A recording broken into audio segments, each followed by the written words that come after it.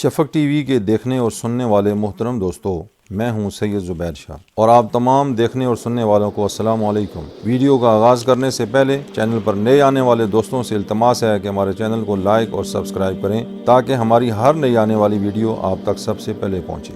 دوستو، آج ہم قرآن کریم میں سے ایک عجیب واقعہ جو حضرت ذوالقرنین علیہ السلام سے وابستہ ہے اس کا تذکرہ کریں گے۔ بلا شک و شبہ اللہ تبارک و تعالیٰ نے حضرت ذوالقرنین علیہ السلام کو بڑی عزت اور تکریم بخشی، اور قرآن کریم میں ارشاد ربانی ہے وَيَسْأَلُونَكَ عَنْ ذِي الْقَرْنَيْنِ قُلْ سَأَتْلُو عَلَيْكُمْ مِنْهُ ذِكْرًا إِنَّا مَكَّنَّا لَهُ فِي الْأَرْضِ وَآتَيْنَاهُ مِنْ كُلِّ شَيْءٍ سَبَبًا فَأَتْبَعَ سَبَبًا۔ دوستو، سرکار دو عالم صلی اللہ علیہ وآلہ وسلم سے کفار اور دیگر لوگ مختلف قسم کے سوالات کرتے تھے۔ اسی طرح یہودیوں کے کہنے کے اوپر بھی سرکار دو عالم صلی اللہ علیہ وآلہ وسلم سے کچھ سوالات کیے گئے، بالخصوص یہ بات جاننے کے لیے کہ آپ اللہ کے سچے نبی ہیں یا نہیں۔ اس بات کی جانچ کرنے کے لیے، آپ کو پرکھنے کے لیے، آپ کی نبوت کی صداقت کو جاننے کے لیے کچھ سوالات کیے گئے ہیں۔ انہی میں سے ایک سوال حضرت ذوالقرنین علیہ السلام کے بارے میں بھی سوال کیا گیا۔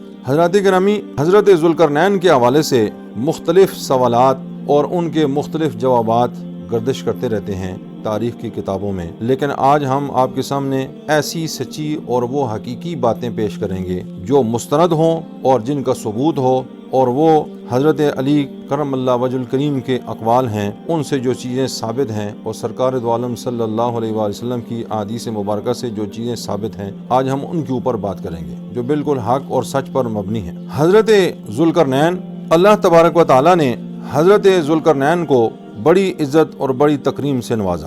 حضرت ذوالقرنین کا نام سکندر تھا۔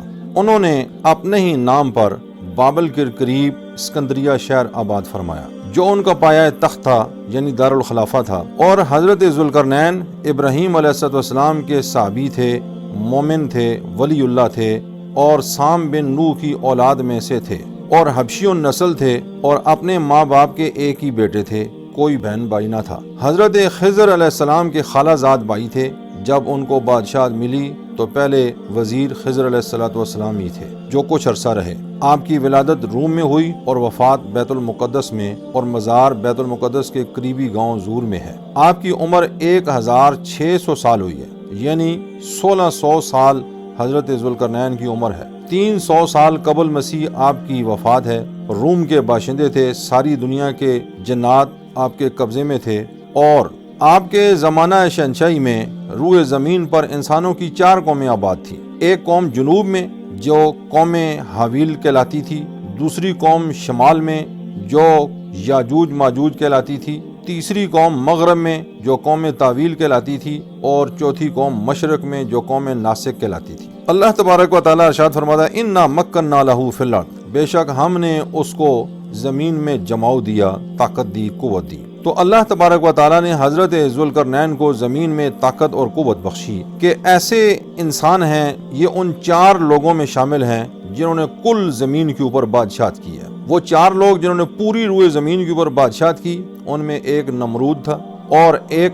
بخت نصر، اور ایک حضرت ذوالقرنین، اور ایک حضرت سلیمان علیہ السلام۔ یہ 2 مومن تھے اور 2 کافر تھے، اور انہوں نے کل زمین کے اوپر بادشاہت کا اعزاز حاصل کیا۔ تو اللہ تبارک و تعالیٰ فرماتا ہے انا مکننا لہ فی الارض، بے شک ہم نے ان کو زمین میں جماؤ دیا۔ حضرت ذوالقرنین کو طاقت دی، قوت دی، سلطنت دی، اور سلطنت کے امور، اسباب، تمام چیزیں رب تعالیٰ نے آپ کو عطا فرمائی۔ انہی اسباب و ذرائع کے پیچھے چل کر وہ دنیا کے ملکوں پر فاتح قرار پائے۔ شجرہ نسب اس طرح سے ہے: سکندر، فیلفوس، یونانی، بن رہین، بن یونان، بن یافس، بن سام، بن نوح علیہ السلام۔ خیال رہے کہ دنیا میں اب تک 4 بادشاہ ایسے ہوئے ہیں جن کی بادشاہت پوری دنیا میں روئے زمین پر ہوئی ہے۔ جیسا کہ میں ذکر کر چکا ہوں کہ 2 مومن اور 2 کافر تھے، کہ نمرود جو کہ کافر تھا، بدترین کافر تھا، اور یہ انسانوں پر ظلم کرتا تھا اور اس نے خدائی دعویٰ کیا۔ اسی طرح حضرت سلیمان علیہ السلام اللہ کے نبی تھے، انہوں نے کل زمین کے اوپر بادشاہت کی، اور ایسی بادشاہت اللہ نے کسی کو عطا نہ کی کہ سلیمان علیہ السلام کی بادشاہت ہواؤں کے اوپر بھی تھی، پانیوں کے اوپر بھی تھی، جنات کے اوپر بھی تھی، انسانوں کے اوپر بھی تھی، پرندوں کے اوپر بھی تھی، یعنی ایسی بادشاہت، بے مثال بادشاہت اللہ نے کسی کو عطا نہ فرمائی۔ یہ تمام زمین کی تمام مخلوق کے بادشاہ تھے، یہاں تک کہ اللہ نے ہواؤں کو ان کے تابع فرما کیا کہ جیسے سلیمان علیہ السلام حکم فرماتے تھے ویسے ہی ہوائیں چلتی تھیں۔ وہ کہیں کہ مشرق سے مغرب چل تو مشرق سے مغرب چلتی ہیں، اگر کہیں کہ شمال سے جنوب چلو تو شمال سے جنوب ہوائیں چلتی ہیں۔ تو اللہ تبارک و تعالیٰ نے ان کی بادشاہت تمام چیزوں کے اوپر کی۔ اسی طرح بخت نصر جو کافر بادشاہ ساری زمین کے اوپر بادشاہ تھا اور انسانوں پر وہ بادشاہت کرتا تھا، لیکن وہ بہت بڑا ظالم تھا، بنی اسرائیل کا سخت دشمن تھا۔ اس نے فلسطین پر حملہ کر کے تمام اسرائیلیوں کو قیدی بنا لیا، ہیکل سلیمانی اور بیت المقدس توڑ دیا۔ ان کی قید میں اس وقت کے نبی، بنی اسرائیل کے نبی بھی تھے، انہوں نے یعنی حضرت یحییٰ علیہ السلام کے ساتھ بھی اس نے ظلم کیا اور ان کو شہید کیا۔ خواب دیکھا کہ ایک مینڈا 2 سینگوں والا بادشاہ بنایا جائے گا، تب یہ قید ختم ہوگی۔ تو کچھ زمانوں کے بعد یعنی کچھ وقت کے بعد حضرت ذوالقرنین کو بادشاہت ملی، انہوں نے بخت نصر کو ہلاک کیا اور بنی اسرائیل کو آزاد کیا۔ بیت المقدس اور ہیکل دوبارہ تعمیر ہوئے، بنی اسرائیل کے تمام علاقے ان کو واپس دیے گئے۔ اس لیے